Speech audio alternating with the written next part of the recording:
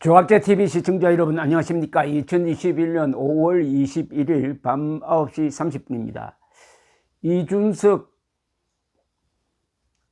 씨가 국민의힘 당대표에 출마를 선언하면서부터 이분이 여기저기 가서 화제를 만들고 뉴스를 만들고 있습니다.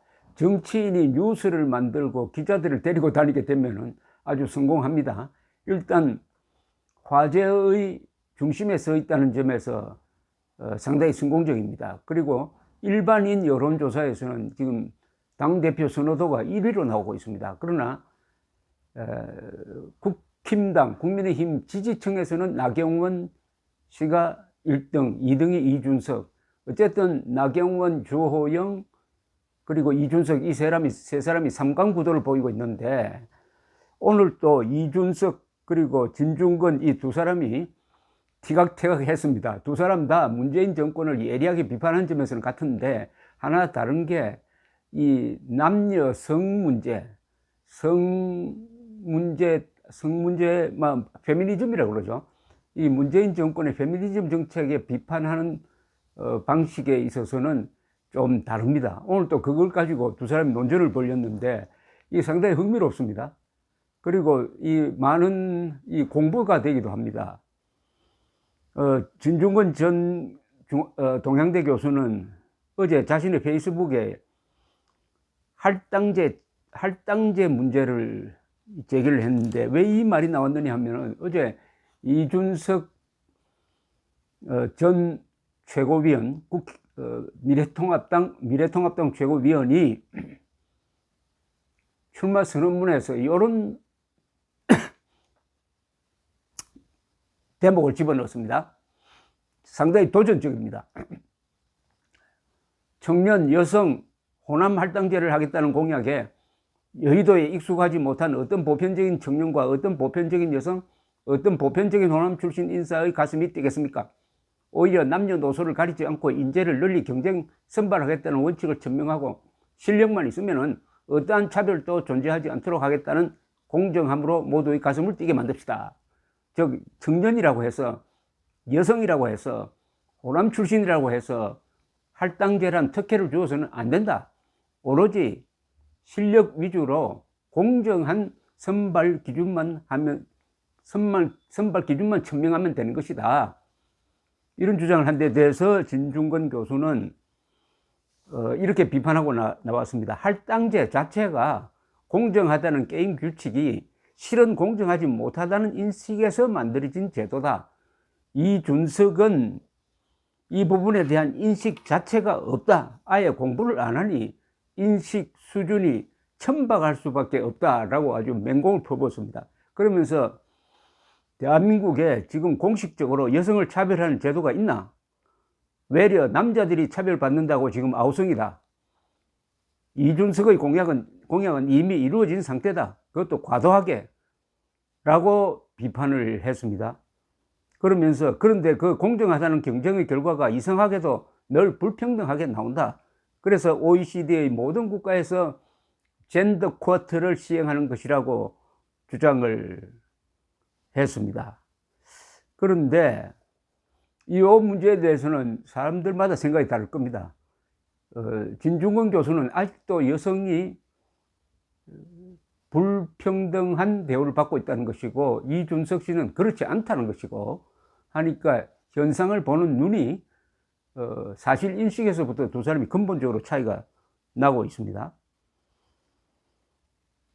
그리고 진중권 교수는 그동안 이준석 전 최고위원과 젠더 이슈와 관련한 팽팽한 견해차를 보였는데, 페미니즘과 관련해서 이준석 전 최고위원이 페이스북에 페미니즘을 강요하지 말라고 하고, 남성 혐오로 의심받는 홍보물에 대해 동의를 표하면 여성 혐오인가 라고 쓰자, 진 전 교수는 댓글로 나는 이준석이 좋은데 그게 여혐 발언인 게 사실이라고 지적하기도 했다고 합니다. 진중권 전 교수는 미수와 역으로 슬쩍 얼버무렸지만 결국 공정한 경쟁을 위해 여성 지역 청년 할당을 폐지해야 한다는 이야기를 이준석 씨가 한 것인데, 당대표 선거에 그걸 공약이라고 들고 나오나? 표가 떨어질 이야기 아니냐, 여성표, 청년표, 호남표가 떨어질 것 아니냐, 이런 주장을 했는데, 글쎄요, 요거는 각자 한번 생각해 보시기 바랍니다. 저로서는 이준석 씨의 이 태도가 당당하고 보수적 정치 이념에 부합하다고 생각하는 사람입니다. 그리고 한 분, 이 진중권 씨는 상당히 비판적인데, 전역 전 국회의원은 자신의 블로그에 그럼에도 불구하고 이준석을 선택하겠다는 글을 올렸습니다. 공개적으로 이준석을 지지하고 나왔습니다. 그러나 이준석을 총체적으로 뭐 좋아한다든지 하는 그런 이야기는 아니에요. 이 전략적으로 선택을 하면은 지금 이준석이 당대표가 되는 게 오히려 유리하다, 정권 교체에 유리하다는 그런 관점입니다. 제가 좀 소개를 해보겠습니다. 국민의힘 당대표 선거가 꽤 흥미진진하게 돌아갑니다. 이준석이 루키가 아니라 다크호스로 떠올랐기 때문이죠. 민심은 이준석, 당심은 나경원이라는데, 물론 주호영의 바닥 훑기 조직력 쉽게 볼 수 없죠. 전 이준석 별로 좋아하지 않습니다. 겉은 보송보송 애송이 티가 나는데 하는 짓은 정치판에서 산전수전 다 겪은 늙은이 같았어요. 사실은 이준석 씨는 나이는 36이지만은 정치는 한 지가 10년 되었습니다. 10년. 오늘 또 나를 사람들과 실험하는 정치판으로 이끌어주신 그분 하며 글을 올렸어요. 대구 경북표를 다분히 의식한 전략적 SNS죠. 이것은 박근혜 전 대통령에 대해서 감사하는 SNS 글을 올린 것을 지적한 것입니다. 그런데 이준석이 당대표 선거에 나서 파란을 일으키고 있습니다. 그 이유는 여러 가지 있겠으나 가장 중요한 것은 국민의 힘의 인물난일 겁니다. 그리고 이 남자들의, 20대 남자입니다. 이 남자들의 가려운 곳, 분노하는 지점을 정조준한 점이겠죠. 즉 젊은 청년들의 상실을 대변하는 역할을 해내고 있는 겁니다. 자, 이제 우리는 선택해야 합니다. 저는 당원은 아니나 만일 지난번 오세훈 대 안철수처럼 제게 여론조사 전화가 온다면은 저는 그럼에도 불구하고 이준석을 선택하겠습니다. 그럼에도 불구하고 이준석을 선택하겠습니다. 그 이유는 다음과 같습니다. 첫째, 적이 원하는 후보를 과감히 손절해야 합니다.